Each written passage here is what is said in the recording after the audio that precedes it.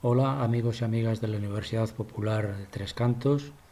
Nos vemos de nuevo para hablar sobre metrología, en este caso sobre el metro y la metrología de longitudes, después de la última charla que tuvimos en la sede habitual sobre o con motivo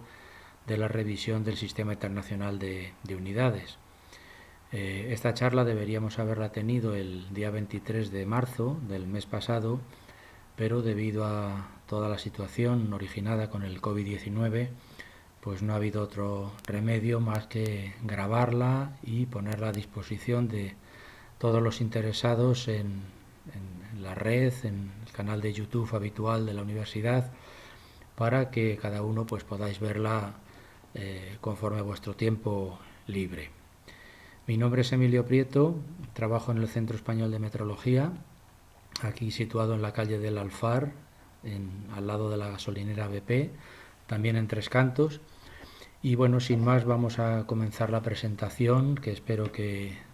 sea de interés para vosotros.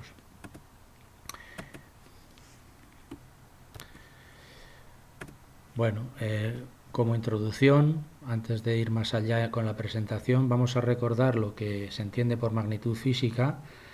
que es la propiedad de un fenómeno, un cuerpo, una sustancia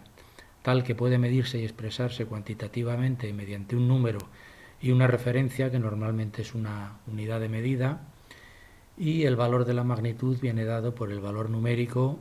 y por la unidad utilizada. En el caso de que estemos midiendo tensión eléctrica, pues la unidad será un voltio, o en el caso de que estemos midiendo masa, pues será un kilogramo, y el valor numérico lo que nos va a decir es, o representar, es el cociente entre el valor de la magnitud real que estamos midiendo y la unidad que estamos tomando como referencia. Como pongo ahí, el valor de la magnitud no es solo el valor numérico, entonces para hablar correctamente y entender de qué estamos hablando es necesario anexar la unidad de medida que estamos utilizando para evitar confusiones. Todo lo que es el conocimiento del mundo que nos rodea, el comprender los fenómenos que en él acontecen, etcétera, todo está asentado sobre resultados de mediciones. La instrumentación de medida, por tanto, es clave en todo nuestro conocimiento científico y en el progreso tecnológico de los pueblos y en la calidad de vida de los ciudadanos y también la protección y la seguridad de estos. Por ello, las mediciones pues tienen que ser fiables y tener la exactitud requerida. Además, deben ser comparables entre sí. Esto significa que tienen que estar trazadas en el lenguaje metrológico o, diríamos de otra manera, referidas a las conocidas como unidades básicas dentro de un sistema común de unidades de medida. Si utilizamos distintos sistemas de medida, eso no va a permitir la comparabilidad de los resultados de medida y de las mediciones que hagamos. Por tanto, lo más lógico es utilizar un sistema común de unidades de medida para poder entendernos entre nosotros. Y en este caso es el Sistema Internacional de Unidades. A modo de presentación de lo que han supuesto los sistemas de unidades de medida a lo largo de la historia, de la evolución que han tenido, los primeros patrones materiales pues eran de tipo antropométrico, ¿no? En la antigüedad se referían pues a partes del cuerpo humano de gobernantes, de faraones, de reyes, etcétera. Y luego, a partir de la Revolución Francesa, fue cuando se produjo un cambio importante y se buscaron propiedades invariables de nuestro planeta, lo que entonces se creían invariables y que en realidad son más que cualquier otro patrón materializado que podamos construir, pero como veremos luego posteriormente, en el caso primero de lo que estamos mencionando, pues para el metro se adoptó el cuadrante del meridiano terrestre, o para el segundo la rotación de la Tierra, o para el kilogramo pues el volumen de un litro de agua a una temperatura determinada, ¿no? Posteriormente ya se eligieron parámetros atómicos, que son algo empírico, invariables, más que fundamentales, y por ejemplo relacionado con la medida del tiempo pues se adoptó la frecuencia del cesio. Y el último paso dado ha sido precisamente el año pasado, con la entrada en vigor el 20 de marzo de 2019 del Sistema Internacional de Unidades revisado, basado en torno a constantes universales, que esas sí que son invariables y fundamentales, como puede ser la constante de Planck, la carga elemental del electrón, etc. Como veis aquí, siguiendo con la introducción y referidos a los patrones antropométricos primeramente establecidos, pues ya en el año 2750 a.C. se estableció la unidad de longitud más antigua, que era el Real Codo egipcio, el brazo del faraón, y posteriormente, hacia el 2500 a.C., apareció el primer patrón legal de medida que consistía en una regla graduada, de tal forma que todas las transacciones que realizaba el pueblo egipcio y con sus vecinos, pues tenían que ceñirse a este sistema legal de medidas establecido por ellos mismos. Ahí podéis ver también cómo otras unidades, aparte del codo, pues está el pie, la pulgada, la braza, la yarda, etcétera, todas ellas referidas al cuerpo humano y en concreto a un cuerpo humano muy concreto como era el del faraón. Trasladándonos ya a la actualidad, al Sistema Internacional de Unidades, aquí podéis ver la tabla donde se reflejan las magnitudes básicas existentes, el símbolo habitual con el que se representa la magnitud, el nombre de dicha unidad y el símbolo. En el caso de la longitud, ahí está, tiempo, longitud, masa, intensidad de corriente eléctrica,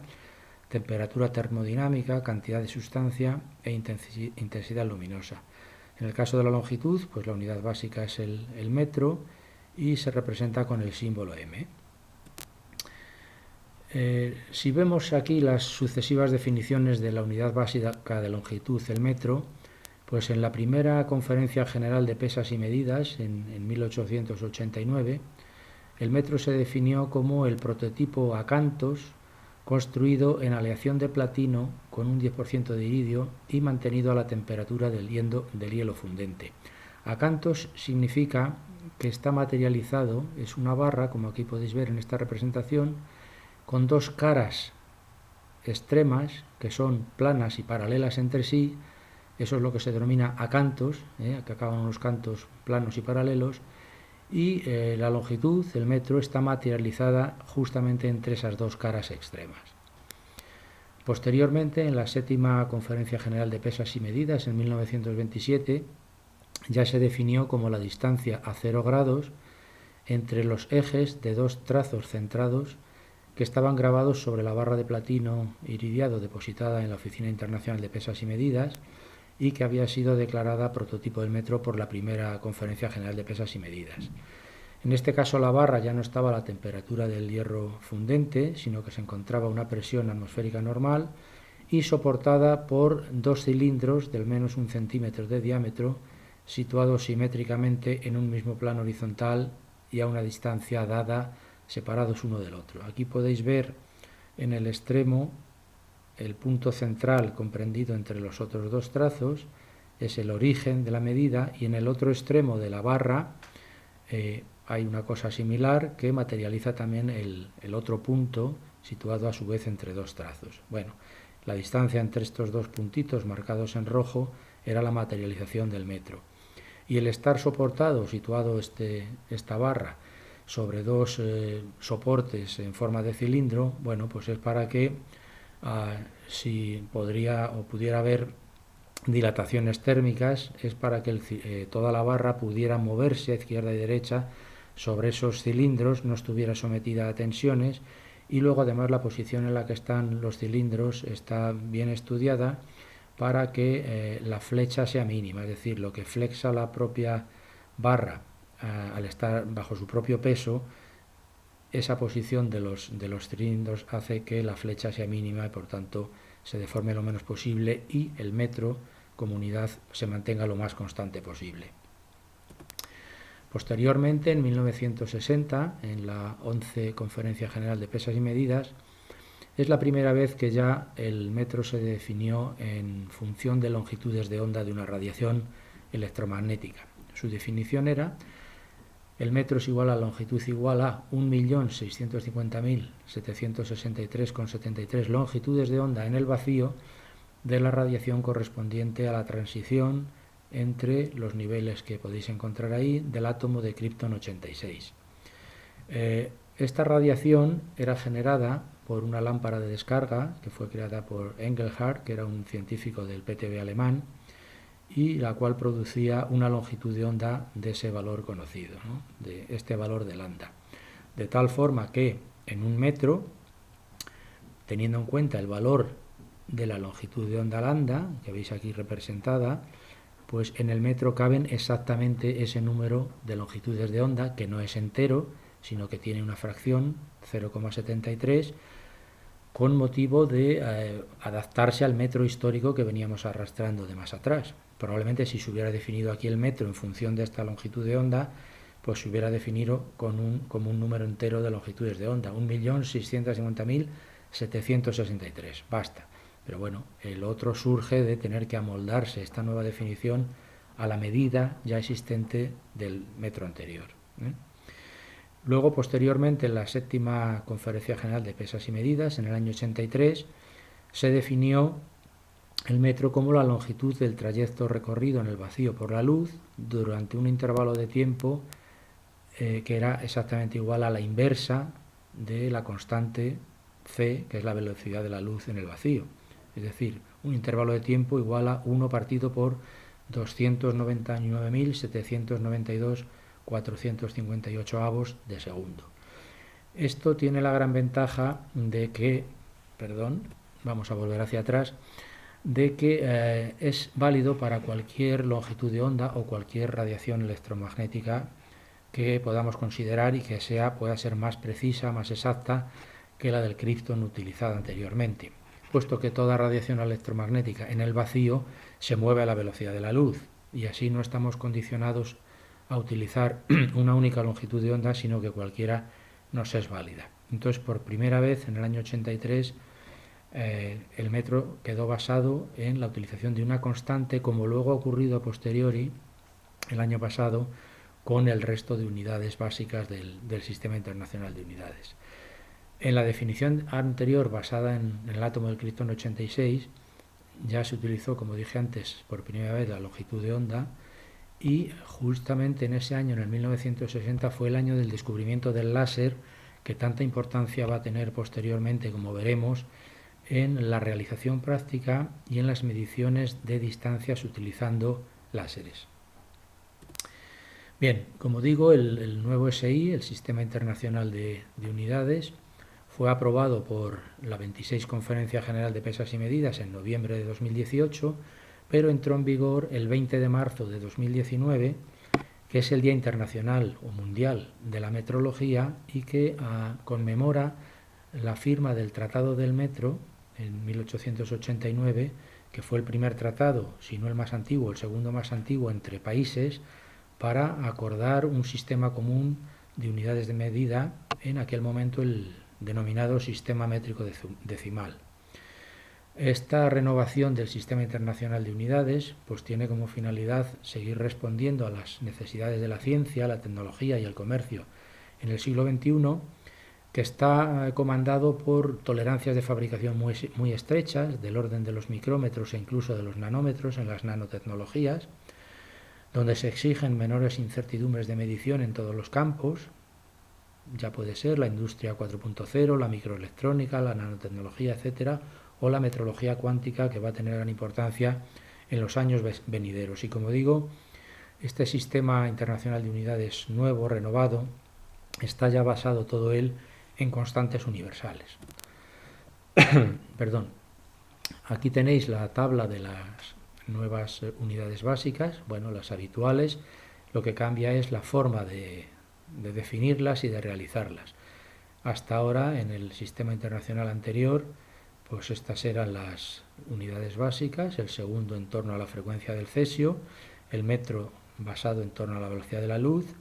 Voy a irme aquí abajo, la candela, en torno a la eficacia luminosa de una determinada fuente emitiendo en una determinada frecuencia. Por eso mantengo este color, porque en realidad ahí, aunque se ha cambiado la forma de denominar las unidades, pero siguen estando basadas estas tres en las mismas constantes en las que estaban basadas anteriormente. Y las cuatro unidades que cambian han sido la masa,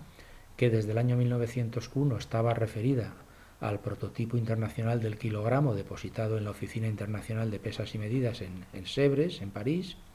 y que ahora pasa a estar basado en la constante de Planck, en el valor numérico de la constante de Planck. El amperio, que estaba basado en la permeabilidad magnética del vacío desde el año 1948, y que ahora va a estar basado en el valor E de la carga elemental. La temperatura termodinámica, basada anteriormente en la temperatura definida por el punto triple del agua, aquel en el que coexisten las tres fases de agua, sólido, líquido y vapor, y que ahora se basa en el valor numérico de la constante de Boltzmann, y el mol, que ha estado siempre ligado desde su establecimiento en el año 1971 a la masa del carbono 12, y que ahora se refiere a otra constante histórica también, que es la constante de Avogadro.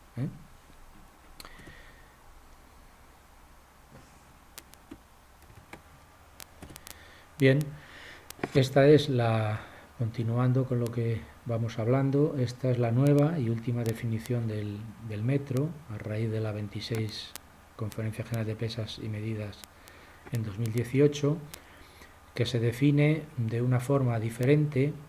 El objeto ha sido definir todas las nuevas unidades básicas con el mismo tipo de esquema, y dice que el metro, símbolo M, es la unidad SI de longitud, y se define al fijar el valor numérico de la velocidad de la luz en el vacío, C, en 299.792.458, cuando se expresa en la unidad metro por segundo, donde el segundo a su vez se define en función de la frecuencia del cesio. Bien, de esta igualdad que tenéis ahí, al final se obtiene una expresión de un metro en función, como digo, de la constante, de la velocidad de la luz en el vacío y de la frecuencia del cesio, pero en realidad esto es otra forma de decir lo que ya sabíamos en el caso del metro desde 1983. Es que el metro puede definirse perfectamente como la longitud del trayecto recorrido por la luz en el vacío durante un intervalo de tiempo que es justamente la inversa de la constante de la velocidad de la luz. Como realización práctica, y aquí ya entramos en cómo de manera práctica se realiza la unidad de longitud, pues en el año 83 el Comité Internacional de Pesas y Medidas recomendó que el metro se realizara por uno de los siguientes métodos. Bien, el primer método era el tiempo de propagación, y entonces aquí es por medio de la longitud L del trayecto recorrido en el vacío por una onda electromagnética plana en un tiempo t. Ya dijimos antes que a partir del año 83 no quedábamos sometidos a una única longitud de onda, como si ocurría en el año 60, sino que al estar basada en la velocidad de la luz en el vacío podemos elegir cualquier longitud de onda de cualquier radiación electromagnética, porque todas ellas se van a mover a la velocidad c. Entonces, si conocemos la longitud de onda en el vacío de cualquier onda electromagnética, la longitud la podremos determinar midiendo el tiempo t que esa radiación tarda en recorrer la distancia de que se trate. Simplemente multiplicando el tiempo que ha tardado en recorrer esa distancia por la velocidad a la que se desplaza la radiación, pues obtenemos la distancia recorrida. Este, evidentemente, es un método que se utiliza únicamente en grandes distancias, porque no se pueden medir decímetros o centímetros, o sea, la medida del tiempo ahí, el error que cometeríamos al medir una distancia tan corta, pues supondría una gran inexactitud en la longitud derivada de haber medido el tiempo. Entonces este método se emplea en la medición de grandes distancias. Otro método seguido es similar al que ocurría en el año 60, pero más general, porque está basado en la velocidad de la luz. Aquí, como decimos, vale utilizar cualquier longitud de onda lambda de cualquier radiación. Entonces, si conocemos la longitud de onda en el vacío de una onda electromagnética plana, pues la longitud de onda esa la obtenemos a partir de la frecuencia de la radiación, ya que ambas están ligadas, su producto tiene que ser la constante de la velocidad de la luz en el vacío, pues podemos tirar de cualquier longitud de onda para realizar las mediciones. Las más habitualmente utilizadas son las que veis aquí. Aquí está expresada la frecuencia y la incertidumbre relativa que tenemos en el conocimiento de esa frecuencia, y las longitudes de onda correspondientes, que ya las he pintado en el color que realmente tiene la onda cuando se propaga en un laboratorio, en el experimento en sí, para medir la longitud, ¿no? Son los, redondeando, 633 nanómetros, que es una longitud de onda producida por un láser de helio-neón estabilizado sobre yodo, que tiene color rojo. Y luego hay dos longitudes de onda muy utilizadas en metrología, que son la de 543 y la de 532 nanómetros, que irradian en el verde y que están producidas por otros tipos de láseres, como veis ahí también en el cuadro que acompaño. Por último, existe también un método C, que es tener a nuestra disposición un listado de radiaciones de frecuencia conocida, con baja incertidumbre, y a partir de ahí pues usar una longitud de onda que se obtiene a partir del cociente entre C y la frecuencia F. Este es un esquema tomado de la página del Buró Internacional o de la Oficina Internacional de Pesas y Medidas, donde podéis ver el conjunto de radiaciones que se suelen utilizar para la realización del metro, en este ámbito. Normalmente, como veis, nos movemos entre los 400 y los 700 nanómetros, que es precisamente la longitud de onda visible que los humanos somos capaces de ver para facilitar los experimentos de mediciones de longitud en los laboratorios. Pero también se pueden usar muchas otras, como toda esta panoplia de longitudes de onda o de frecuencias que tenéis aquí, y algunas se utilizan más propiamente para comunicaciones ópticas, y estas que tenéis aquí pues para representaciones secundarias del segundo. El segundo, al fin y al cabo, son también unas frecuencias naturales utilizadas para contar el tiempo, ¿no? Cualquiera de ellas es válida para las aplicaciones que tenemos en mente, bien sea el segundo o bien la medición del metro, de una longitud conocida, ¿no? Bien, aquí lo que presento es un esquema de la radiación electromagnética. Hemos visto, acabamos de comentar, cómo cualquier frecuencia o longitud de onda es válida para realizar longitudes, también para realizar el conteo del tiempo. Y la radiación electromagnética pues es un continuo, es un espectro electromagnético que cubre pues desde el infrarrojo hasta el ultravioleta, y la luz visible simplemente es una parte muy pequeñita, como he comentado antes, de 400 a 700 nanómetros aproximadamente, que es la que es capaz de ver el ojo humano. Por su parte, la escala de longitudes, veis aquí, también puede ir desde lo más grande, que es el universo en general, luego el tamaño de la Vía Láctea, el año luz, la distancia Tierra-Sol, etcétera, y podemos irnos moviendo hacia la izquierda, hacia cosas tan pequeñas como es un pelo humano de algunos micrómetros, una célula, el ADN, o bien el átomo o su núcleo, e incluso partículas como el protón o los quark, que son ahora los constituyentes más pequeños, las partículas elementales de los protones. Como veis por aquí a la derecha llegamos hasta 10 elevado a 27 metros, y por aquí a la izquierda estamos en los campos de 10 elevado a menos 15, 10 elevado a menos 18 metros. O sea, que la escala de longitudes, por eso cuando hablamos de medir longitudes, bueno, es un amplio rango el que se cubre. Podemos cubrir desde cosas tan pequeñas como un protón, incluso por debajo, partículas subatómicas, hasta el propio tamaño del universo o la distancia entre estrellas, que ya se mide en años luz y cifras verdaderamente escalofriantes, ¿no? Bien, por centrarnos un poco en lo que es la luz en sí, la luz como concepto básico, aunque luego dentro veremos que hay diversos tipos, ¿no?, de radiaciones. La luz tiene una naturaleza dual. Esto ya se sabe pues desde la ciencia, digamos, del siglo XIX. Es dual en el sentido de que puede actuar como onda, se comporta como onda en su propagación espacial, pero también como partícula, como fotón, llevando consigo una cantidad discreta de energía asociada, que bien puede ser emitida o absorbida.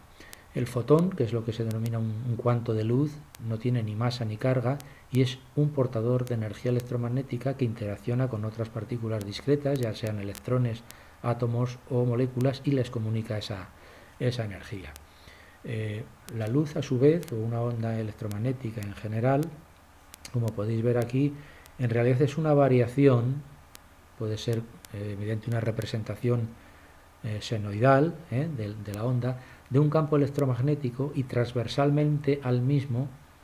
va también variando el campo magnético. Ya sabéis que el campo eléctrico y el magnético están unidos entre sí por las leyes de Maxwell, y si varía uno, varía el otro.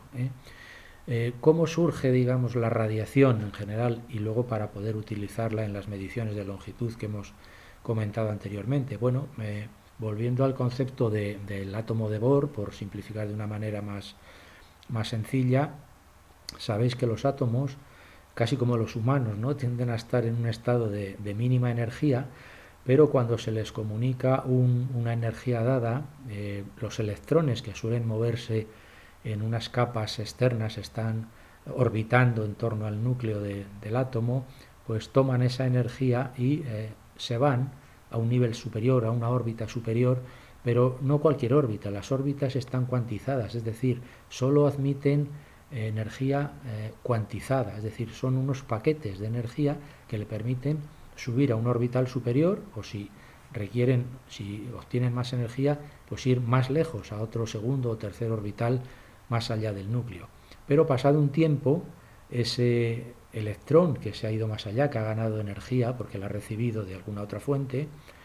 pues decae de nuevo, vuelve al estado que tenía antes, y en ese momento emite un fotón. Un fotón que tiene una frecuencia de emisión que es justamente, aquí lo podéis ver, el cociente entre la energía que libera y la constante de Planck. Lo mismo aquí, cuando el electrón ha sido capaz de recibir energía y se ha movido a una órbita exterior, es porque ha absorbido una energía que es justamente el producto de la constante de Planck por la frecuencia de la radiación que acaba de recibir y que le ha movido a trasladarse a una órbita exterior. Bien, comentamos ahora, porque va a tener luego importancia en lo que veamos más adelante, qué es un láser, ¿no? El láser, como sabéis, es un acrónimo de Light Amplification by Stimulated Emission of Radiation, es decir, en español sería la amplificación de luz por emisión estimulada de radiación. Como hemos comentado y hemos visto antes en el esquema del átomo sencillo, si se aplica un paquete, un fotón, ¿no?, cuya energía es el producto de la constante de Planck por la frecuencia, pues hace que un electrón pueda pasar a un estado más excitado, de energía superior, y al cabo de un tiempo no puede mantenerse ahí porque no hay aporte de energía que lo pueda mantener en ese estado de energía superior, y decae emitiendo un fotón, un cuanto de luz. Pero el láser tiene la particularidad de forzar esa caída. Lo que se hace es provocar, no vamos a entrar en detalle en todo esto, pero vamos, una inversión de población en una mezcla de gas normalmente, y aportando un fotón de luz hace que decaiga en ese instante en que aportamos la luz parte de la inversión de población que estaba aquí arriba, y obtenemos una mayor energía. Obtenemos no solo el fotón con el que atacamos para que esto suceda, sino el que genera el propio electrón al decaer a un estado energético inferior. Por tanto, estimulamos la emisión de luz desde un nivel superior de energía a un inferior. La característica principal del haz de luz de un láser es que puede propagarse a lo largo de distancias muy grandes. Puede llegar, dependiendo de la energía que posea, y de hecho se utiliza en la actualidad, pues a golpear en la Luna, como luego veremos más adelante, a analizar el tiempo que tarda en ir y volver el haz láser a la Luna, y de ahí deducir la distancia a la que se encuentra la Luna de la Tierra. Y otra peculiaridad que tiene el haz láser, aparte de su poder propagarse a largas distancias, es que tiene muy poca divergencia, es decir, cualquier luz, la linterna, si os fijáis en ella, arroja un cono de luz que abre enseguida, ¿no? Se va a pocos metros, ya no se distingue demasiado porque no va colimada, no va los haces paralelos. Sin embargo, en el caso de un haz láser sí que van muy paralelos los haces, y por eso son capaces de alcanzar largas distancias. Y además puede enfocarse en puntos muy pequeños. También se utiliza esto en el plano industrial para concentrar toda la energía del haz en puntos muy pequeños, lograr una alta intensidad y producir incluso pues corte de metales, ¿no? Entonces, a su vez, la luz que emite es muy monocromática, es decir, es una luz prácticamente de una única longitud de onda, porque está basado en los fenómenos que estamos comentando. Entonces, al ser la frecuencia originada al caer de un estado de energía a otro única, pues la longitud de onda es el cociente entre la velocidad de la luz y la frecuencia, y la longitud de onda también es única. Lo que ocurre, otros fenómenos que hacen que tenga una cierta anchura espectral, pero en principio es una luz la más monocromática que existe y que puede generarse, ¿no? También este haz puede ser emitido de forma continua o en forma de pulsos cortos, con duraciones pues desde los microsegundos hasta los femtosegundos. Aquí veis lo que os comentaba hace un instante sobre la anchura espectral, ¿no? Si dibujamos en un gráfico, en un eje, en el eje X, longitudes de onda, y en el eje Y la intensidad de una radiación, pues esto en teoría sería lo que tomamos por un color, o sea, es decir, una radiación electromagnética que tiene un único valor de longitud de onda y por tanto es monocromática la radiación. Pero en la realidad esto es muy difícil de conseguir, y toda radiación tiene una cierta anchura, tiene una cierta anchura espectral, y entonces más que un color tiene algunos colorcillos, vamos a decir, en torno al color central, tiene una cierta anchura espectral. Por ejemplo, eso lo entendemos bien en el caso de la luz blanca. La luz blanca sabemos que no es una luz monocromática, sino que cuando lo hacemos pasar a través de un prisma de dispersión, dado el índice de refracción del material, que es sensible a la longitud de onda de cada componente de la luz blanca, pues hace que la luz blanca se nos disperse, lo mismo que ocurre en una tormenta cuando atraviesan los prismas que suponen las gotitas de agua y vemos el arco iris. Pues aquí obtenemos todas los constituyentes monocromáticos de la luz blanca. Entonces veis que está pues desde el rojo hasta el violeta, están las distintas longitudes de onda que están contenidas en la luz blanca. Para seleccionar uno u otro color, pues se recurre a veces a filtros pasabandas. O sea, son filtros muy estrechos que dejan pasar solamente a una anchura muy concreta, una longitud de onda seleccionada, y entonces utilizando un filtro dado, por ejemplo aquí a la salida, pues podríamos seleccionar la luz roja o la verde o la azul. Es decir, que en la naturaleza normalmente pues las longitudes de onda, salvo las que genera el ser humano, pues tienen una cierta anchura espectral, y hay que recurrir a astucias, ¿no?, para lograr la monocromaticidad, si es lo que nos interesa en adelante. Aquí veis, por ejemplo, el caso de LEDs, la luz LED que ahora tenemos en muchas de nuestras viviendas, lo que pasa que ahí sigue siendo luz blanca con bastante componente azul, por ejemplo, y aquí tendríamos LEDs de distintas longitudes de onda, cada uno con un color si nos movemos en el visible, ¿no? Pero incluso si comparamos la anchura espectral de un LED, que ya es muchísimo más estrecho que la longitud de onda, o sea, que la luz blanca y cualquier otra radiación, fijaros aquí en la comparación de la anchura espectral de un LED con la anchura espectral de un haz láser. El LED puede tener una anchura espectral de 34 nanómetros, que es bastante poquita, ¿no? Pero es que un láser puede llegar a tener 1 o 2 nanómetros e incluso menos en los láseres de metrología de anchura espectral. Entonces aquí sí que podemos ver que es muy monocromático, y entonces esto da pie a poder utilizarlo en experimentos a posteriori para medir con mucha exactitud distancias, como hemos mencionado antes, basadas en el uso de su luz. Bien, aquí lo que presento es, estamos hablando del metro, estamos hablando de la realización práctica, acudiendo a longitudes de onda, radiaciones electromagnéticas, de láseres, etc. ¿En qué consiste la trazabilidad al metro? Hemos dicho al principio de la charla que todas las mediciones, para que sean comparables entre sí, pues tienen que ser trazables, es decir, tienen que estar referidas a la unidad básica correspondiente dentro de un sistema común de unidades de medida. En nuestro caso, el Sistema Internacional de Unidades. Bueno, aquí lo que se trata de representar es en la parte superior de esta pirámide, todas las unidades básicas en cuanto se refiere uno a la trazabilidad a ellas y a la diseminación hacia instrumentos situados más abajo en la precisión metrológica, pues tienen este esquema piramidal. Aquí arriba tendríamos la realización práctica de la unidad de longitud, el metro,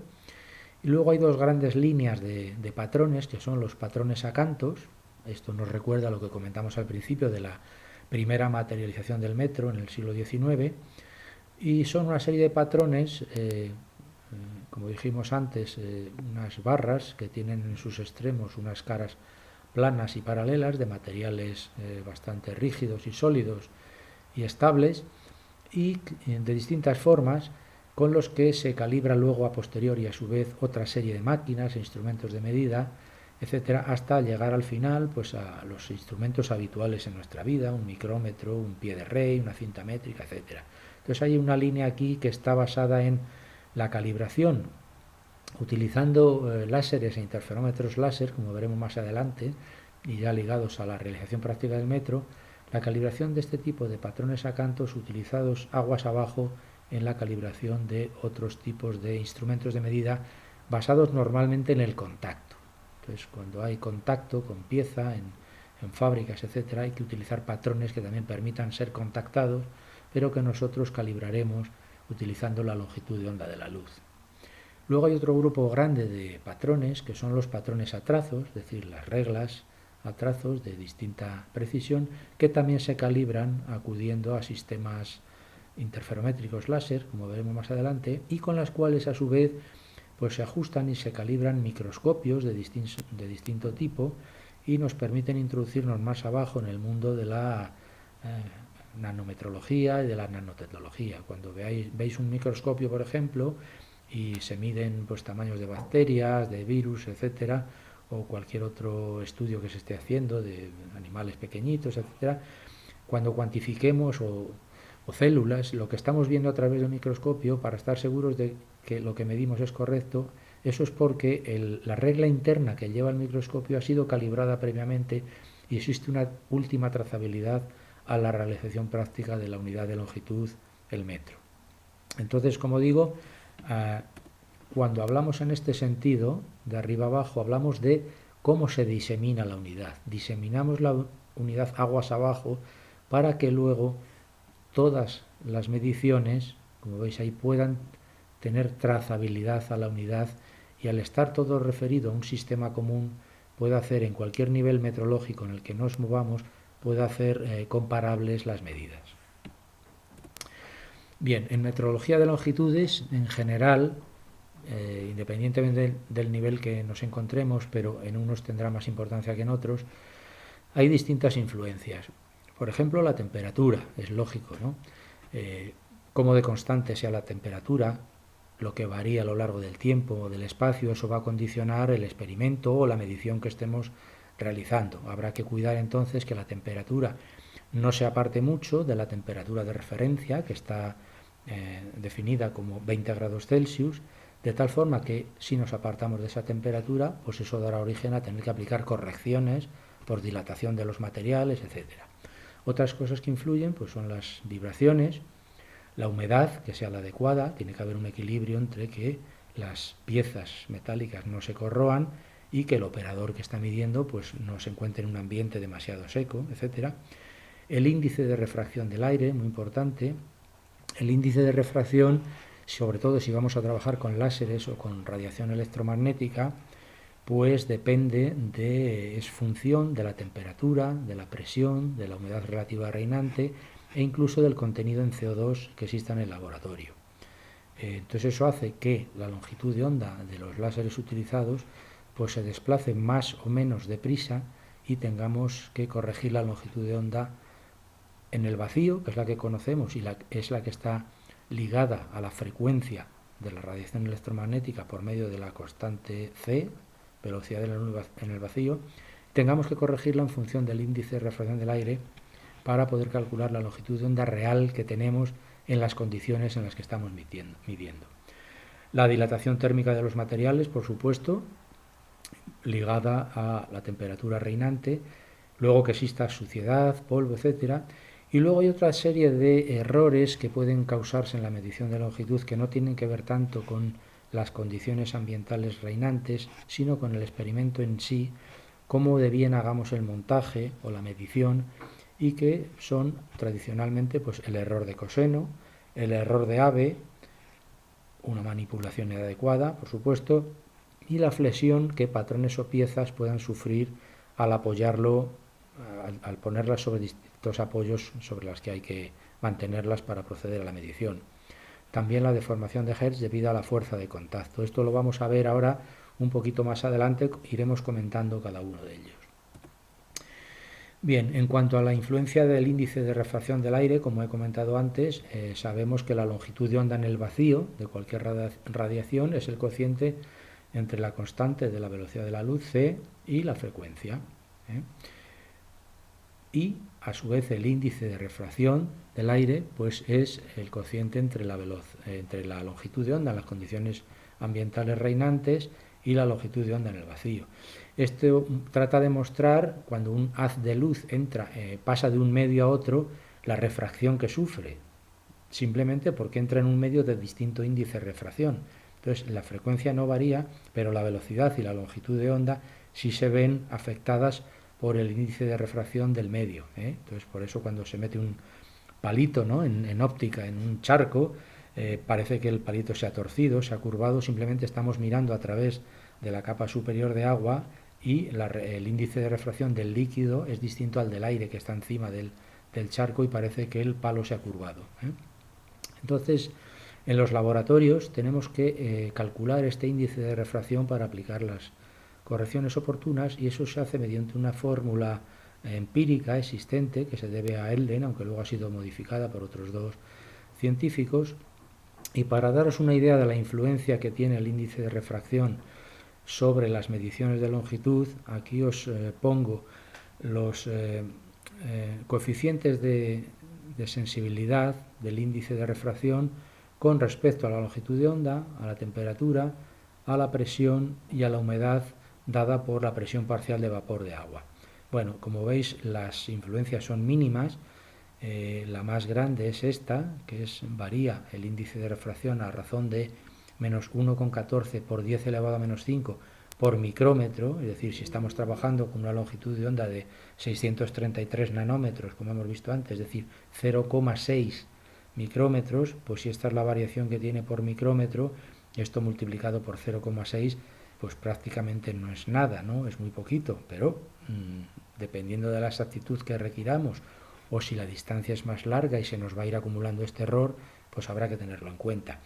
Luego los otros factores pues ya pesan del orden de 10 elevado a menos 7 por grado Celsius, 10 elevado a menos 9 por Pascal, etc. Como veis, en realidad tienen una muy pequeña influencia, y solo en los laboratorios de alta exactitud, que se miden cosas muy exactas con láseres y demás, pues hay que tenerlo en consideración. Bien, otra de las precauciones que hemos comentado antes es cómo se apoyan los patrones materializados, sobre todo para su medición. Si nos acordamos de las reglas a trazos que hemos comentado antes, pues, y las apoyamos, por ejemplo, en sus extremos, la regla a trazos, pues veremos que exageradamente la regla flexará de esta manera. Por eso hay que estudiar, hay que calcular matemáticamente dónde conviene situar los apoyos para que la flecha producida por la flexión de la regla bajo su propio peso, debido a la gravedad, sea mínima. Esto lo que nos garantiza, situando estos apoyos correctamente, es que esa flecha va a ser mínima. Por tanto, cuando calibremos la regla, que normalmente se hará enfocando desde arriba mediante un sistema óptico, al ir recorriendo la regla con el sistema óptico no se nos va a desenfocar, nos va a permitir tener la regla dentro de enfoque todo el rato que dure la calibración. Por ello es importante soportarla bien. En el caso de los patrones materializados de longitud que hemos visto antes, como fue el caso del primer metro, que está definido por sus caras extremas de medida, pues pasa lo mismo. Si lo apoyamos en los extremos, va a flexar de una manera dada. Entonces, si tocáramos en las caras extremas, pues no estaríamos midiendo el metro, estaría más acortado porque se ha visto flexionado, ¿no?, bajo su propio peso. Entonces hay que poner los apoyos en determinadas posiciones que, como veis, no son las mismas, son muy parecidas, pero no son las mismas que en el caso de la regla a trazos. ¿Por qué? Porque aquí el extremo, o sea, nos interesa que toda la regla esté dentro de una franja para mantener el enfoque. Pero aquí lo que nos interesa es que las caras extremas que materializan el bloque patrón son planas, como sabéis, y se mantengan paralelas entre sí. Si esta cara en el extremo se mantiene paralela a la cara en el otro extremo, quiere decir que el mensurando, lo que estamos midiendo, es único, y no importará que tocamos más arriba o más abajo. En el caso de no ser así, encontraríamos distintos resultados de medida, pero esto nos permite tener un mensurando único, aunque luego definamos en el procedimiento vamos a tocar en tal sitio para que las mediciones sean comparables con las realizadas en otro laboratorio, ¿no? Pero esto garantiza la unicidad del mensurando. Entonces hay que prestar atención a cómo se apoyan los patrones materializados, también sobre todo de cara al siguiente escalón, que puede ser un laboratorio acreditado, puede ser un cliente, para que cuando él utilice este patrón calibrado, por ejemplo en el CEM, en sus instalaciones, sepa cómo apoyarlo y a qué está referida el certificado de calibración. Otra influencia es la deformación de Hertz por fuerza de contacto. Bueno, a diferencia de la presión, la longitud no es una magnitud activa. O sea, la presión, cuando se mide presión, tiene su propia fuerza, es un gas en expansión, por tanto ayuda a cualquier medición de presión con cualquiera de los instrumentos existentes, pero la longitud es algo pasivo. Si veis una regla o una pieza o cualquier cosa habitual, pues no hace nada. Entonces, ¿cómo obtenemos su dimensión, ¿no? ¿Cómo obtenemos, por ejemplo, cuánto mide un tornillo, el diámetro exterior de un tornillo? Bueno, pues cogemos un pie de rey, lo ponemos entre las bocas de medida del pie de rey y tenemos que ejercer una cierta presión sobre las bocas de medida del calibre pie de rey para poder obtener la medición. Entonces, en el caso que hemos visto antes también, cuando contactamos en las caras extremas de medida de un bloque patrón, de un bloque longitudinal, tenemos que, mediante unos palpadores, unos sensores, tocar en las caras de medida para obtener el valor de la longitud. Entonces, al tocar también, según toquemos con más o menor fuerza, lo que vamos a hacer es que, según los materiales también que entren en contacto, ese palpador que estamos utilizando o captador con el que estamos tocando las caras extremas, se clavará más o menos en la superficie de medida del bloque y habrá que hacer una corrección que no estamos midiendo realmente la longitud del bloque, sino que estamos midiendo algo menos porque el patrón ha penetrado, el palpador ha penetrado en la superficie del bloque. Entonces, lo que se hace en estos casos siempre es definir la fuerza con la que vamos a medir, lo mismo para que sean todas las medidas comparables. Y estas fórmulas empíricas existentes, que están basadas en la experiencia,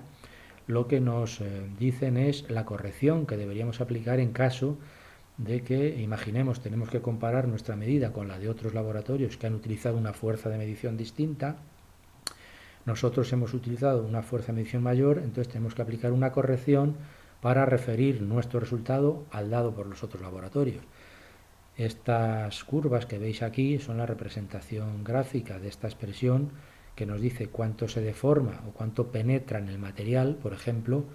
una bolita de acero que fuera la bola terminal de un palpador de medida con el que estamos palpando, tocando el bloque patrón de longitud. Como veis, para una fuerza pequeñita de 1 newton y que tuviera un radio de 4 milímetros, pues aquí simplemente la deformación es de 1/100ª de micrómetro, poca cosa. Pero imaginaros que la fuerza que aplicamos al contactar las caras de medida del patrón materializado es de 10 newtons, pues aquí ya para el mismo radio de 4 milímetros la deformación ya es de 1 micrómetro, es decir, ya es 100 veces mayor, de 0,01 a 1, la deformación que hemos generado en la pieza medida, en el patrón medido. Y si superamos el límite elástico del patrón, esto querría decir además que hemos dejado un puntazo allí marcado y que el patrón quizá ya nos resulte inválido en el futuro porque lo hemos dejado marcado y no hemos dejado intacta su superficie. Entonces esta es una consideración más a tener en la metrología de longitudes. Bien, el error de coseno, como comentamos anteriormente, ya no tiene que ver tanto con el sitio y las condiciones ambientales del laboratorio, sino con cómo realicemos las mediciones, ¿no? En este caso, como su nombre indica, el error de coseno quiere decir que tenemos la pieza girada de alguna manera y no estamos midiendo en realidad lo que queremos medir. Por tanto, medimos siempre de menos, porque estamos midiendo la proyección de la pieza que nos interesa o la distancia que nos interesa, la proyección de coseno de la misma, ¿no? Aquí veis, por ejemplo, un sistema láser, estamos midiendo así, por ejemplo, pero si tuviéramos que medir así realmente, que es la verdadera distancia, y lo tenemos mal alineado, pues estamos obteniendo esta distancia que no tiene que ver nada con la verdadera distancia. Entonces aquí veis el error que se comete está afectado de un error de coseno y siempre nos proporciona una distancia o una longitud menor de la real. Entonces lo que hay que hacer cuando se mide con un láser o cuando se alinea una regla para medir dándole un movimiento, luego mediante un CCD, un objetivo puesto sobre la regla, medir de trazo a trazo la distancia existente, la primera misión que hay que hacer es alinear correctamente la regla para que nos coincida el eje de medida con el eje de lectura. Bien, el error de ave es otro tipo de error. Hemos mencionado antes un calibre pie de rey. Muchos de nosotros tenemos en nuestra casa un calibre pie de rey, como mencionaba antes, pues para ver la longitud de un tornillo, el diámetro exterior de un tornillo, por si hay que bajar a la ferretería a comprar uno nuevo. Y bueno, en los pies de rey, como sabéis, hay una parte que lleva la escala y un tope fijo, y luego hay un tope móvil que desliza por la escala, y que, bueno, pues es el que entre ambos topes se pone la pieza a medir y en la escala de lectura vemos lo que mide. Pero imaginaros que esta boca de medida pues va oscilando, tiene un error de guiado, que aquí veis, un error de cabeceo, no va perfectamente a lo largo de la deslizadera, sino que va oscilando. Entonces, imaginaros que estamos midiendo una pieza, aquí la P sub, ¿no?, que tiene esta longitud, y por este error que tiene de guiado, de cabeceo, la deslizadera, cuando apretamos aquí contra la pieza, se nos queda de esta manera, exageradamente, por supuesto, y realmente lo que estamos midiendo aquí es esta lectura, solo, porque aquí es donde tenemos el origen de medida y leemos aquí, y nos estamos comiendo este error, que es fruto de este defecto que tiene el pie de rey. Entonces estamos midiendo menos de lo que en realidad mide la pieza, ya que aquí en este caso el error se está restando. Imaginaros que tenemos una pieza así de larga y lo mismo, apretamos con la deslizadera móvil sobre la pieza y en este caso pues coincide que está para el otro lado, ¿no? Está con este error que lo que hace es que se sume a la longitud de la pieza y obtenemos esta lectura aquí, porque todo este error se le acumula a la longitud de la pieza. Esto lo veréis más claro en la siguiente transparencia, donde, como os decía, podemos estar midiendo un tornillo y cometemos aquí un error que es el producto de x, que es la distancia entre donde está la pieza y donde procedemos a la lectura, multiplicado por la tangente de alfa o de teta, siendo teta el ángulo este oscilante que tiene el pie de rey por estar mal, ¿no? Para tener una idea de números, bueno, pues imaginaros que esta distancia es de 2 centímetros y el ángulo teta es solamente de 1 minuto, estaríamos cometiendo un error de 6 micrómetros. Pero en el caso de que estuviéramos cogiendo el tornillo aquí más en las puntas, a 4 centímetros de distancia, y el error fuera un poco mayor, de menos de 3 minutos, que es poca cosa, podríamos estar cometiendo un error de 30 micrómetros en la lectura, lo cual ya puede ser comparable a la apreciación que tiene el propio calibre pie de rey, ¿no? Entonces, bueno, para medidas precisas hay calibres pie de rey que tienen una apreciación de lectura muy buena y suelen tener pues también unas guías, unas deslizaderas de mayor calidad para evitar que pasen estas cosas y que nos lleven a engaño, ¿no? Este es otro caso en el que podría darse el mismo error de ave en la calibración de una regla trazos que está aquí apoyada encima, midiendo con un láser. Lo que hay que hacer siempre es, veis, medir,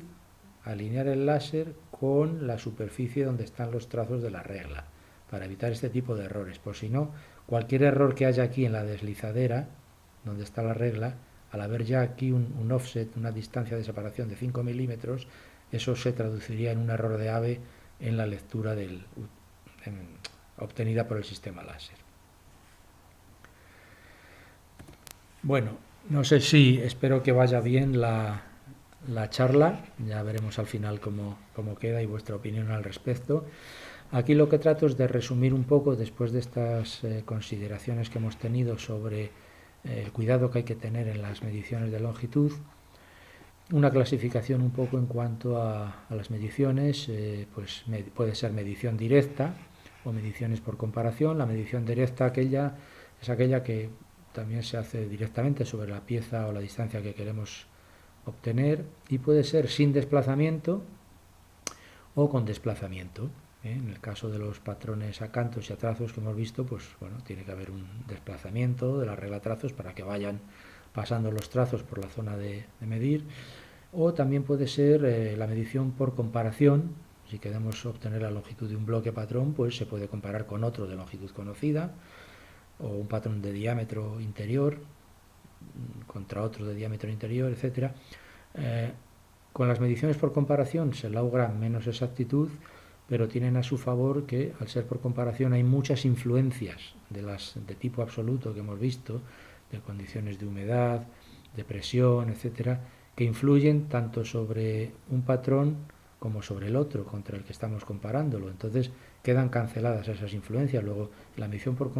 comparación se eliminan muchas causas de error, aunque, como digo, no tienen la exactitud que se puede alcanzar con una medición directa. Bien, vamos a ver un poco aquí, dentro de estas técnicas para medición de longitudes, el concepto de interferometría. Como hemos mencionado al principio, una de las técnicas para la realización práctica del metro, o simplemente para medir una longitud, es acudir a radiaciones electromagnéticas, ¿no? Normalmente generadas por láser. Entonces, si tenemos aquí un sistema láser, una forma de medir longitudes, por ejemplo, o un desplazamiento que sufra un espejo, por ejemplo, pues es este haz láser, llevarlo aquí a un divisor de haz que hace que su amplitud se divida al 50%, parte del haz viene aquí a un espejo fijo, rebota y sale hacia el observador, y parte del haz atraviesa esta lámina semirreflectante y va a golpear al espejo móvil, que puede ser pues la pieza que deseemos medir o el desplazamiento en este caso que deseemos medir, y al rebotar en esta superficie reflectante vuelve hacia el observador, total que el observador lo que ve es la recombinación del haz que viene de aquí y del haz que viene de aquí.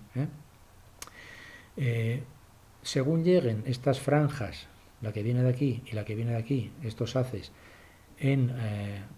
fase o en oposición, pues veremos aquí una franja clara, sumando las dos intensidades que llegan aquí, o una franja oscura si al llegar en fase se cancela una con la otra, ¿no? Esto lo podemos ver aquí, como digo, cuando los espejos están, este espejo y este, a la misma distancia del divisor de haz, que es este que hay aquí, pues los haces recombinados llegan en fase, como veis aquí, y se produce una interferencia constructiva. Ahora bien, si solo movemos el espejo un cuarto de longitud de onda, entre ida y vuelta ya tenemos un cuarto más un cuarto, media longitud de onda, que son 180 grados. Eso quiere decir que este haz va a llegar en oposición a este y va a haber una interferencia destructiva, es decir, no vamos a ver nada de intensidad aquí. Esto se puede utilizar para mediciones de desplazamiento, y luego veremos que hay o bien mediciones estáticas del análisis de las franjas de interferencia, o dinámicas en modo continuo para medir desplazamientos. Aquí os traigo un vídeo que está tomado del experimento LIGO para detección de ondas gravitacionales, pero que muestra muy bien el funcionamiento de un interferómetro. O sea, los interferómetros que utilizamos en metrología de longitudes pues son para obtener longitudes de los bloques patrón materializados que os he mostrado antes, que suelen tener longitudes de 100 milímetros como máximo. Los más grandes llegan hasta 1 metro, etcétera, ¿no? Pero aquí este es un experimento que ha empezado a dar frutos hace pocos años, gracias precisamente a la mejora de la planitud de estos espejos, que ahora veréis y que hemos mencionado en la transparencia anterior. Este es un espejo, podemos decir, a lo bestia. O sea, los brazos de medida, este brazo y este brazo, tienen 4 kilómetros de longitud, y pueden detectar distancias que están en el orden de la milésima del protón. Es decir, este interferómetro es capaz de detectar pequeños movimientos de los espejos causados por ondas gravitacionales, causadas a su vez pues por la unión de dos agujeros negros o porque haya habido un cataclismo, digamos, espacial que haya generado ondas gravitacionales en el espacio, y este interferómetro es capaz de detectarlas, ¿no? Pues aquí estamos hablando de distancias muy pequeñitas, como digo, del orden de 10 elevado a menos 23 a menos 24 metros. Os voy a poner el vídeo para que veáis muy bien en qué consiste la interferencia de las ondas emitidas por esta fuente láser y cómo funcionan.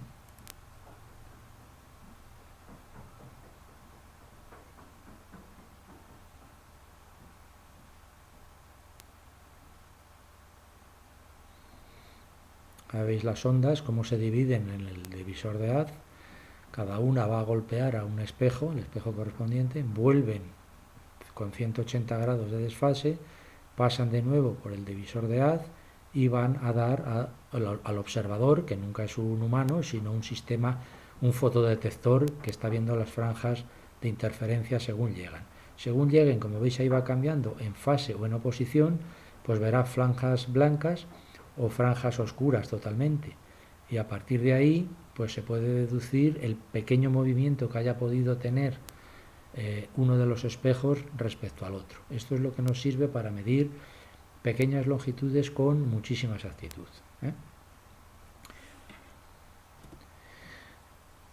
Como digo, estos elementos, estos instrumentos de medida, utilizan el fenómeno de la interferencia de ondas luminosas y, por supuesto, requieren elementos ópticos de alta calidad. En el vídeo que acabamos de ver del experimento LIGO, ese experimento ha estado en funcionamiento durante 8 o 10 años y no había obtenido hasta hace 2 prácticamente ningún resultado. Se sabía que la teoría era buena y que en algún momento tendrían que detectar algo, pero no fue hasta que los espejos que están en los extremos de los brazos del interferómetro se pulieron perfectamente, mejoraron las técnicas no solo de fabricación de los espejos, sino de caracterización de la planitud de los espejos, fue en ese momento cuando se dejaron los espejos perfectamente, cosa que por cierto había ocurrido antes con el Hubble en sus misiones espaciales, y a partir de ese momento, nada más reparar el experimento LIGO, yo creo que menos de un mes, creo recordar, ya tuvieron detección de ondas gravitacionales. O sea que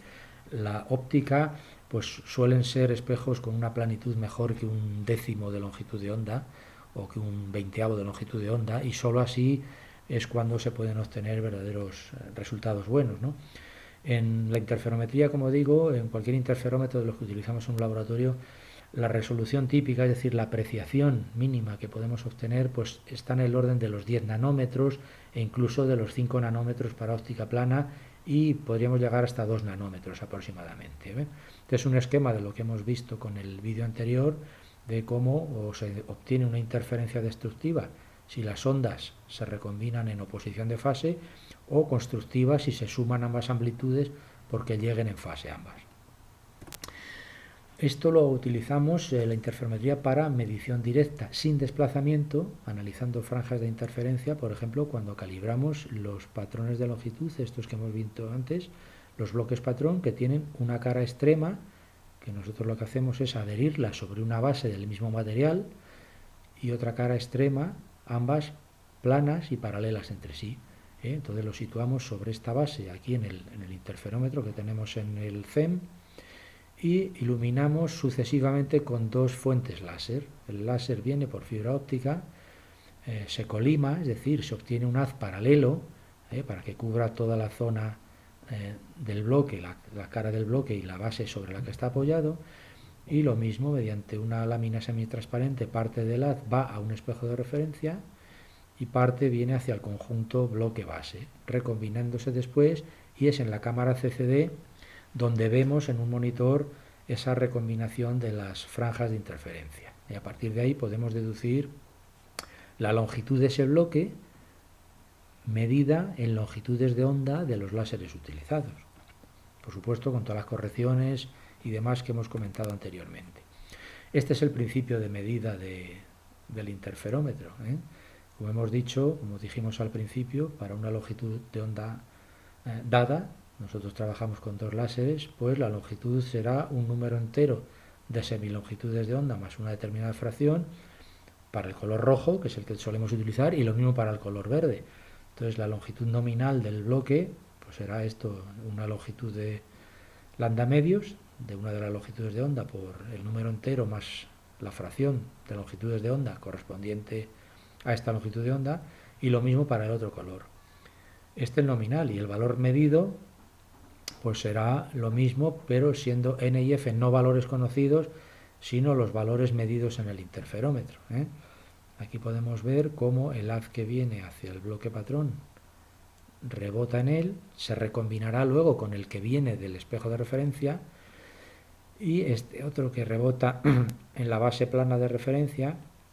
pues también se recombinará en el que viene del espejo de referencia, y nos formarán en la CCD este conjunto de franjas de interferencia. Estas de aquí, que derivan de la recombinación de este haz con el que viene del espejo de referencia, perdón, y estas otras que derivan de la recombinación de estas con la del espejo de referencia. Bueno, entonces, como digo, eso nos sirve para medir en longitudes de onda la longitud de determinados patrones materializados. Luego también podemos utilizar la interferometría con desplazamiento, que es, como vimos al principio, al desplazar uno de los espejos, van pasando por delante del fotodetector o de la cámara CCD las franjas de interferencia que se están generando con el movimiento de un espejo móvil respecto al fijo, y podemos ir contando esas franjas. Esto es lo que realiza un sistema como este, donde el haz láser pues emite un haz, en este caso de doble frecuencia. Parte de la frecuencia rebota en este interferómetro, esta lámina semitransparente, en un retroreflector, y va aquí a un fotodetector, y la otra frecuencia camina hasta este reflector móvil y se vuelve aquí, llega también al fotodetector, ¿no? Por su parte, aquí ha salido desde aquí la señal de referencia, que es la diferencia de frecuencias V2 menos V1, de tal forma que aquí al final lo que vemos es, a medida que movemos este reflector, si aquí tenemos V2 menos V1, que es la diferencia de frecuencias emitida por el láser, este haz que nos llega de vuelta, lo que vemos aquí es V2 menos V1 más menos un incremento de frecuencia por efecto Doppler, al mover este reflector. Bueno, no vamos a entrar en consideraciones aquí, ya sabéis que el efecto Doppler se utiliza mucho también pues, en los radares donde se hace la medición de la velocidad de los vehículos, etcétera, y tiene que ver pues con el sonido, ¿no? Cuando se está acercando un móvil hacia nosotros, pues luego cambia el sonido a medida que luego después se aleja de nosotros. Eso lo mismo que pasa con las estrellas, si las vemos azules o rojas, según se estén alejando o acercando de nosotros, ¿eh? Entonces aquí se utiliza este efecto Doppler para poder medir longitudes o grandes distancias también. Bien, este es un ejemplo práctico, como hemos comentado antes, de cómo se calibraría una regla trazos. Es un esquema sencillo, como veis el láser emite su haz y aquí hay un retroreflector que vuelve hacia atrás, hacia un fotodetector, la señal del láser, y nosotros lo que hacemos es tener montada la regla sobre los soportes que comentamos antes, y con una mesita desplazable, con un muy buen guiado para que no haya errores de cabeceo, como vimos que pasaba en el calibre pie de rey, pues vamos haciendo que la regla pase debajo de este elemento óptico, del sistema óptico de detección, y vamos enrasando cada vez un trazo, cada vez vamos pasando al siguiente trazo, y esa distancia que se va moviendo todo este sistema está siendo contada por el sistema láser, con lo cual, en principio, aquí veis un poco el modelo de medición que tendríamos.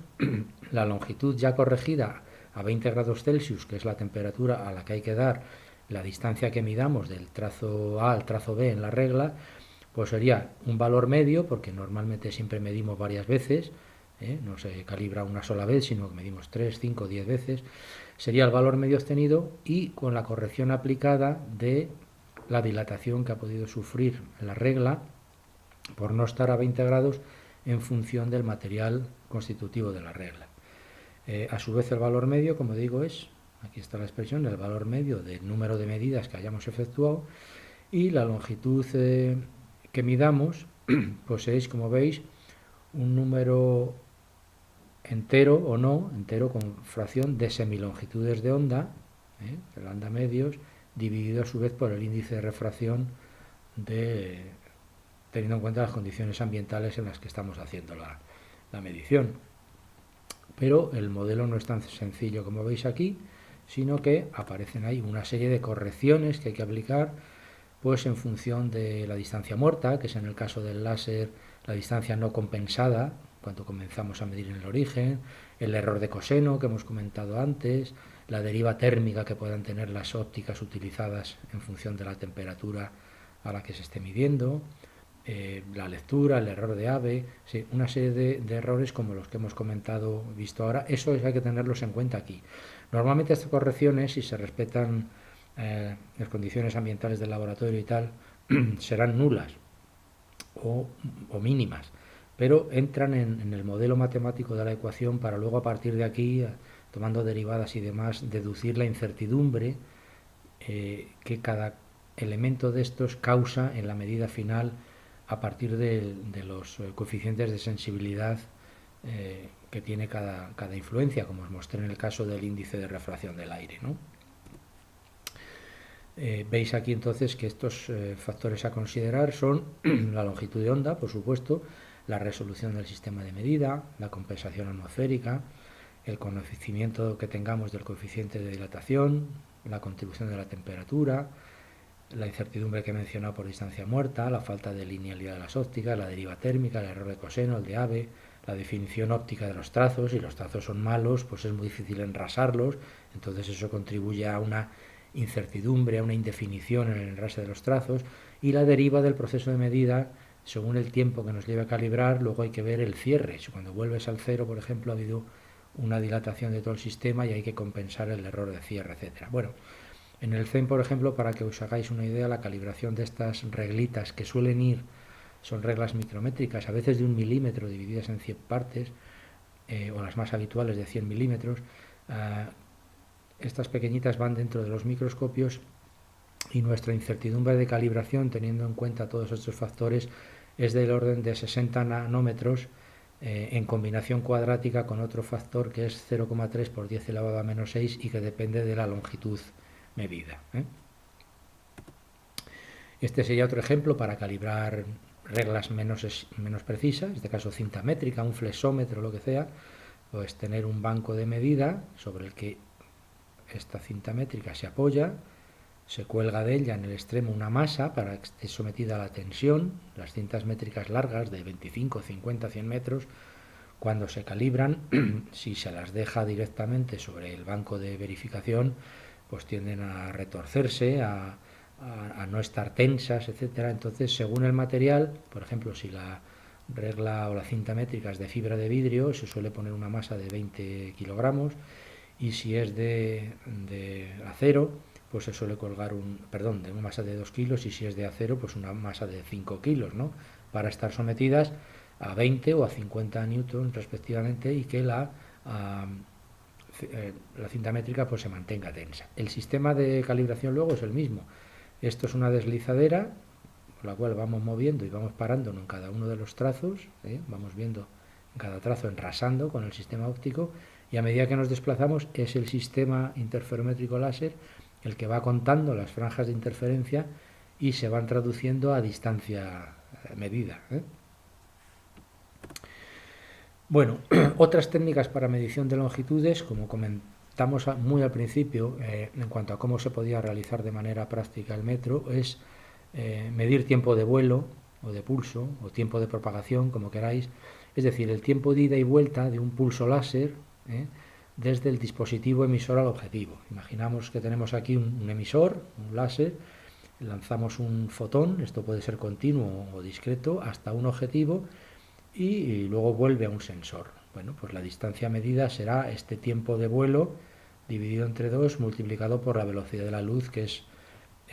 c, ¿no? Esta es un poco la expresión. Y luego sacando de aquí la incertidumbre de esta distancia medida de esta manera, pues será c medios, que es una constante, por la incertidumbre en la medición de t. Esto quiere decir, como os dije al principio, que es un método, el de la medición del tiempo, para de ahí deducir la longitud, utilizado en grandes y muy grandes distancias, desde cientos de metros a muchos kilómetros e incluso más, porque dado el alto valor de c, la incertidumbre en la medición de t debe ser muy pequeñita. Imaginaros que cuando medimos t tenemos una incertidumbre de un nanosegundo, que es muy poquito, ¿no? 10 elevado a menos 9 segundos, pero dado el alto valor de c, esta incertidumbre en la medición del tiempo ya se traduce en que la incertidumbre en la medición de distancia es de 15 centímetros. Luego, por tanto, si estuviéramos midiendo 15 centímetros o 20 o un metro incluso, con esta técnica no sería válida, porque el error o la incertidumbre que tenemos es muy grande en comparación con el mensurando, con lo que estamos deseando medir. Entonces estos 15 centímetros pueden no tener importancia cuando hablamos de distancias de kilómetros, ¿no? Pero a pequeñas distancias sí que tiene gran importancia. También esto se aplica a, por ejemplo, en telescopios de alta calidad. Es posible medir la distancia, como mencioné antes, entre la Tierra y la Luna con una exactitud de unos pocos centímetros. Esto se utiliza un sistema óptico, un telescopio, pero que lleva acoplado a su vez un emisor láser, desde el cual se lanza un disparo de alta energía, golpea sobre la superficie de la Luna y bueno, se analiza el tiempo de vuelo, el tiempo que tarda en ir y volver el láser, y a partir de ahí se deduce la distancia. Este es un caso real situado en un observatorio, cuya enlace tenéis ahí. También la técnica esta de medición por láser y por tiempo de vuelo o bien por interferometría, pues se utiliza en los llamados seguidores láser, aunque en realidad se utiliza mucho más la palabra inglesa laser tracker, ¿no? Estos son instrumentos para medición de objetos y estructuras de gran volumen, de hasta 100 metros y más, y tienen una exactitud de medida que se mueve en torno al medio segundo y a los 10 micrómetros por metro de distancia medida o incluso menos. Es un instrumento bastante curioso, desarrollado hace pocos años. Lo que emite es un haz láser que va a golpear a un retroreflector esférico de tal forma que el haz vuelve paralelo a sí mismo y vuelve a introducirse en el instrumento, pero la gran ventaja que tiene es que si nosotros con este reflector lo que se hace es determinar la posición espacial del reflector. Este reflector se va poniendo en contacto con la estructura grande que queramos medir sus cotas, y según vamos desplazando por esa estructura el retroreflector, el haz láser está vivo, va siguiendo al retroreflector, es decir, uno se mueve con el retroreflector en la mano, va tocando en distintos puntos de la pieza que queramos medir, y el retroreflector te va siguiendo y cuando te paras te da la medida de la cota del punto exacto en el que te has detenido, ¿no? Lleva también unos encoders angulares, es decir, unos sistemas de giro con ángulos horizontales y verticales, y entonces mediante esta capacidad de rotar en vertical y en horizontal, pues el láser tracker nos da la distancia radial al punto que nos interese y también los ángulos vertical y horizontal al blanco móvil, es decir, nos da la posición de ese objeto en coordenadas, o de ese punto en coordenadas esféricas. Luego, mediante una transformación matemática, podemos pasar esas coordenadas esféricas a coordenadas cartesianas, y esto ya lo podemos importar o tratar en un programa de CAD para saber si las mediciones que hemos hecho en esta gran estructura pues se ajustan al CAD, al diseño del equipo, y si cumple las especificaciones o no. Esto se utiliza, puede tener también dos tecnologías dentro de sí el láser tracker. Tiene la tecnología de la medición absoluta de distancias, conocida por ADM, o la técnica interferométrica IFM que hemos visto antes. Con esta primera tecnología la distancia se calcula midiendo el tiempo que el haz láser tarda en volver al receptor una vez ha reflejado. Ya hemos dicho que para distancias ya un poco grandes el tiempo se conoce con mejor exactitud que el metro, ¿no? Y que las longitudes de onda, y entonces esto proporciona una exactitud bastante buena y es una de las formas prácticas recomendadas por el Buró Internacional de Pesas y Medidas para la medición de longitudes. Por supuesto, esta distancia calculada está compensada, como siempre, en función de la temperatura y humedad del aire y la presión atmosférica, que modifican, como hemos visto antes, la velocidad de la luz. Por tanto, el propio Laser Tracker dispone de una estación meteorológica anexa que hace todas estas compensaciones en el propio software del equipo. Y luego la tecnología IFM, por interferometría, pues esta lo que hace es medir, ve el haz láser una vez que llega reflejado el equipo y mide el desfase con el que regresa el haz láser en comparación con el que salió del interferómetro que lleva dentro. Estos equipos, la desventaja que tienen es que si uno corta el haz láser hay que reinicializar el equipo de nuevo porque ha perdido el conteo de franjas de interferencia y entonces para volver a medir pues hay que reinicializarlo. Y algunos modelos reúnen ambas tecnologías y de esta forma pues se evita este reinicio del equipo. Bien, seguimos adelante. Y aquí veis, por ejemplo, os muestro el empleo en que se utilizan los laser tracker. En la alineación, por ejemplo, de alas de aviones. Aquí hay un helicóptero, podría ser un avión más grande durante las fases de alineamiento y de montaje. O bien en la industria del automóvil, para obtener, ahí veis que el operario está en su mano con un retroreflector, como os he comentado, y él va apoyando el retroreflector en distintas partes de la carrocería. El sistema láser, el láser tracker, va siguiendo al retroreflector y donde quiera que el operario pare el retroreflector le da exactamente la cota, es decir, la distancia radial hasta donde está situado el retroreflector y los ángulos, como hemos comentado antes. También permite medir, aquí veis, pues una parábola gigantesca, una pieza enorme, y puede ser también pues una cápsula espacial, como dice aquí, o un cohete, o en los aerogeneradores. Estos grandes aerogeneradores de cuyo perfil de ala y de la orientación, pues depende la capacidad de generar energía, ¿no? Y aquí en la parte de arriba donde se juntan las tres alas está todo este sistema gigantesco, como veis, en comparación con el tamaño del operario. Y aquí entraría una de las alas, aquí otra, y entonces mediante el láser tracker situado aquí estáticamente quieto, él va tocando con el retroreflector en distintos puntos y así puede ver pues si esto está perfectamente en las cotas según se diseñó el CAD, el programa de diseño asistido por ordenador, o no, y dar el OK a la fabricación o no. Ya veis que esto tiene un tamaño descomunal realmente, fijaros esto, y luego las alas estas, que a veces cuando circulábamos por carretera, no en esta época que nos estamos todos confinados en casa, pero si habéis adelantado alguna vez algún transporte especial, estas alas tienen unos 60 metros aproximadamente y la columna esta pues suele llegar a 90-100 metros, ¿no? Aunque en las últimas tendencias hay unos diseños ya renovados con otros sistemas y muchos de ellos se están poniendo dentro del mar porque hay mucho más brisa, más que brisa, ¿no? Viento continuo en el mar que en los montes, pero vamos, la energía eólica cada vez tiene un peso mayor, pero bueno, la verificación de sus prestaciones, de la capacidad de generar energía y tal, en última instancia está también relacionada con que todo esté bien fabricado, cumpla sus condiciones de diseño y para eso la medición de longitudes, ángulos, etcétera, pues es primordial. Bien, otra técnica muy utilizada para medición de longitudes es la triangulación. Este es un método en cuanto a concepto muy sencillo y se utiliza, es un método geométrico, pues para distancias desde milímetros hasta varios kilómetros. Y se basa en los teoremas del seno y del coseno, que aquí he reproducido de cuando éramos estudiantes jóvenes, pues ahí tenemos el teorema del coseno y del seno, y gracias a medir según lo que conozcamos y lo que no, pero bueno, utilizando teodolitos, que son unos instrumentos topográficos utilizados para medir ángulos, tanto verticales como horizontales, o estaciones totales dotadas de distanciómetro, quiere decir, las estaciones totales llevan, además de teodolitos, un distanciómetro que nos permite ver con gran nitidez a distancia y medir distancias, ¿no? Entonces a partir de ahí podemos, bueno, pues aquí en este caso del ejemplo, deducir la distancia a la que se encuentra un barco a partir de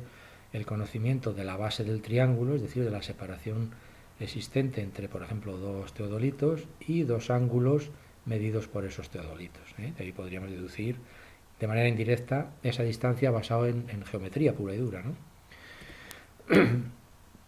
Este es el sistema utilizado tradicionalmente, incluso en la primera medición que se hizo del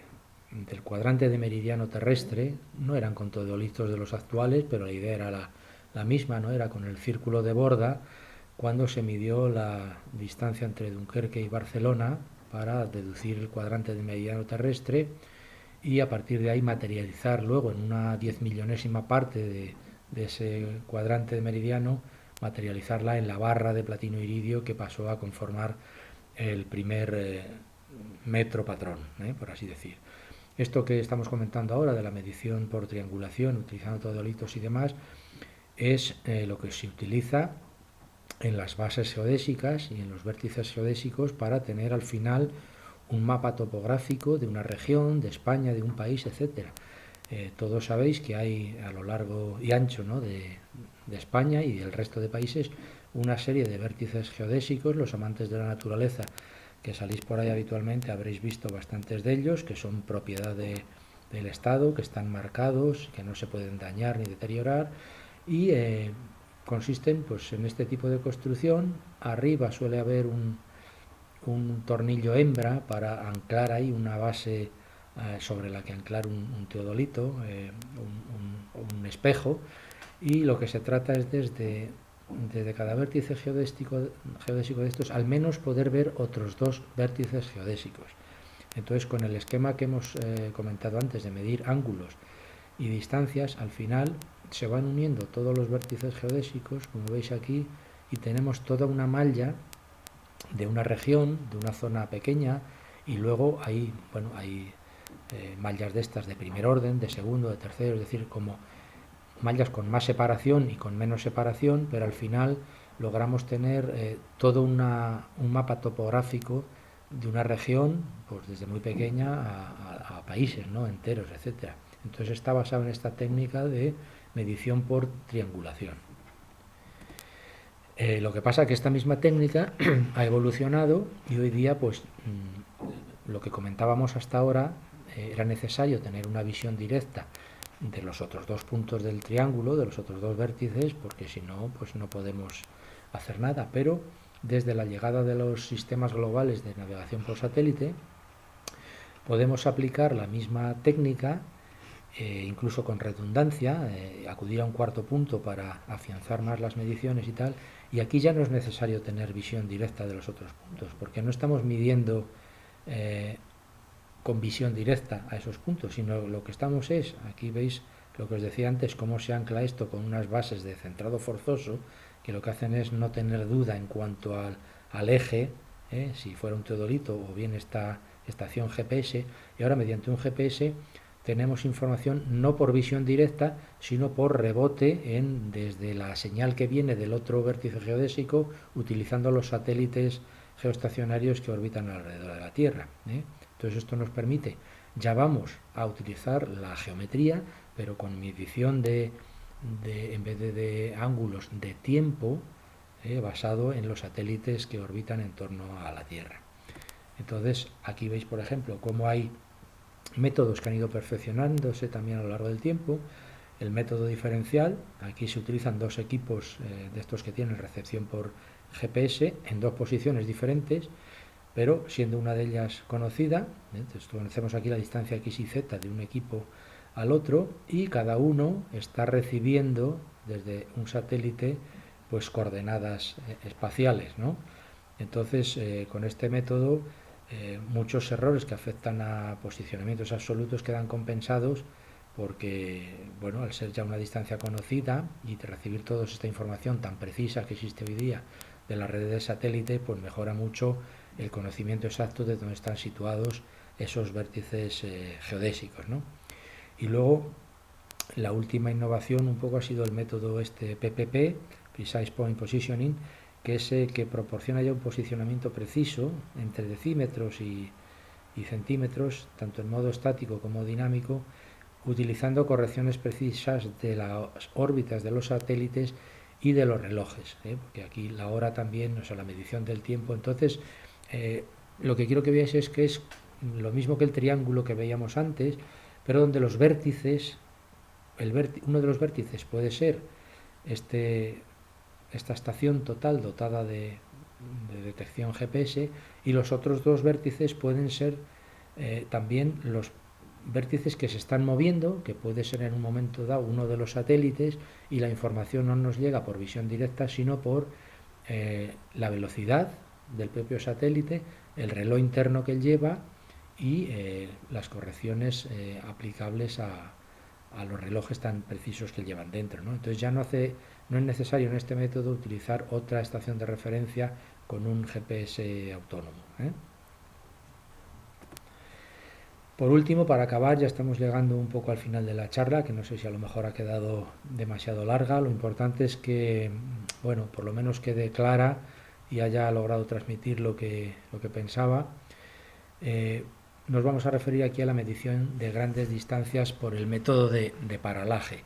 He obviado decir del paralaje o de la paralaje porque de las dos formas se encuentra por ahí. Entonces, bueno, de esta forma he pretendido salir ileso de pronunciarme sobre cómo se debe decir, ¿no? Bien, este es un método bastante curioso y además entendible por todos, porque todos alguna vez nos hemos tapado un ojo, el derecho o el izquierdo, y hemos visto como el objeto que estamos mirando pues parece que se traslada de derecha a izquierda según el ojo que nos tapemos, ¿no? Entonces nos sirve para ver el movimiento aparente de los objetos mirando desde dos sitios diferentes, ¿no? Pero conociendo, como en nuestro caso, que tenemos visión estereoscópica, la distancia que separa nuestros ojos, ¿no? En este caso, por ejemplo,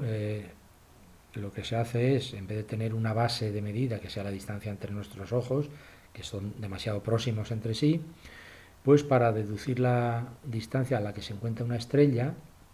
como mucho más allá de ella está lo que se consideran estrellas fijas, aunque sepamos que no lo son, pero están tan lejos que prácticamente se pueden considerar fijas respecto a la posición de la estrella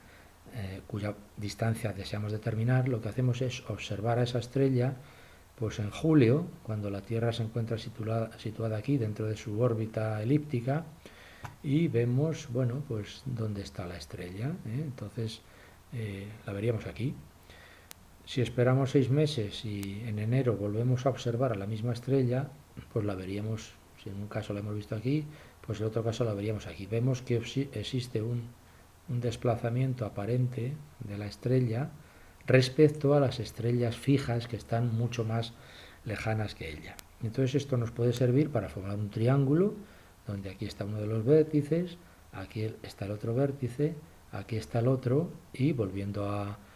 las razones geométricas o trigonométricas que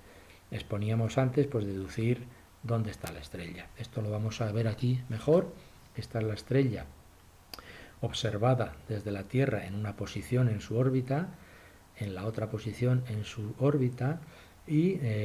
se deduce, aquí se ve que el seno P de este angulito es justamente D, que es la unidad astronómica, es la distancia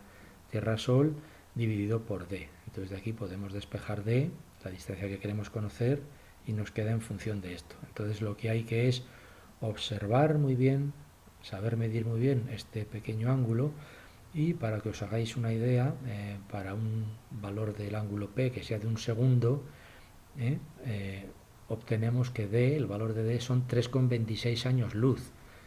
Esto es lo que se conoce habitualmente como un parsec. El parsec es la distancia en años luz, 3,26, que corresponde a un ángulo de observación de una estrella de un segundo. Esto puesto en kilómetros son 9,46 por 10 elevado a 12 kilómetros. Como comprenderéis, a estas distancias es mucho más fácil hablar de años luz o de parsecs que estar utilizando kilómetros, lógicamente. Y cuando D ya es muy grande, pues ya P se hace muy pequeñito, el ángulo baja mucho por debajo del segundo y ya se hace imposible su medición. Por tanto, este método tiene un límite, ¿no?, para su medición. La estrella más cercana que tenemos a nosotros es Próxima Centauri y tiene un paralaje, que es lo que se llama el valor de este ángulo, de 0,762 segundos, equivalente a 1,31 parsec.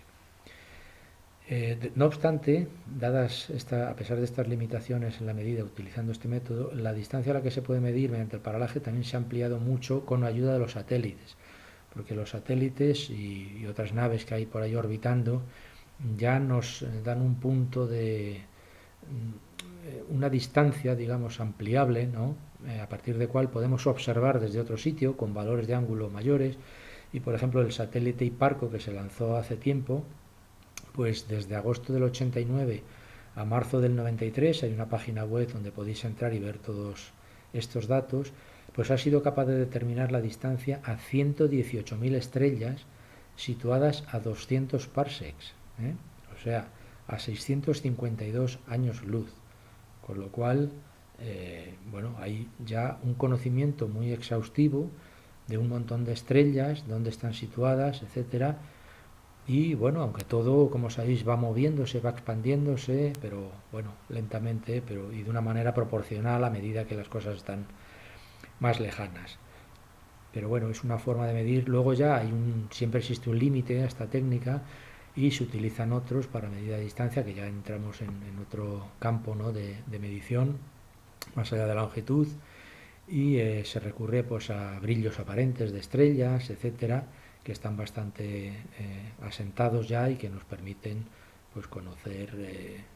a qué distancia están esas estrellas, ¿no? Bueno, hemos llegado hasta aquí, llevamos un poquito más de hora y media hablando y a modo de conclusión no hemos entrado a fondo pero en muchos temas, pero es imposible, ¿no? Esto es una presentación de posibilidades, de los métodos más utilizados en medida de longitud, de los más exactos, pero sin abarcar todo ni todas las técnicas. No hemos entrado en el campo de la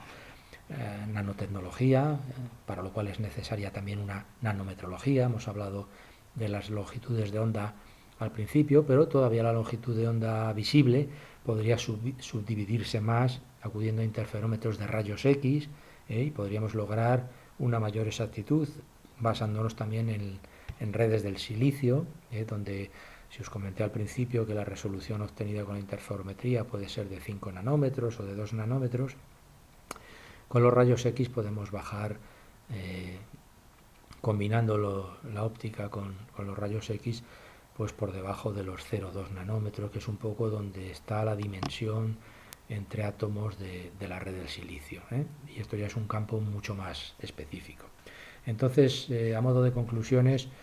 breves, pues podemos decir que la medición de longitudes mantiene su gran importancia desde su origen, ¿no? Visteis allí con los egipcios y luego con el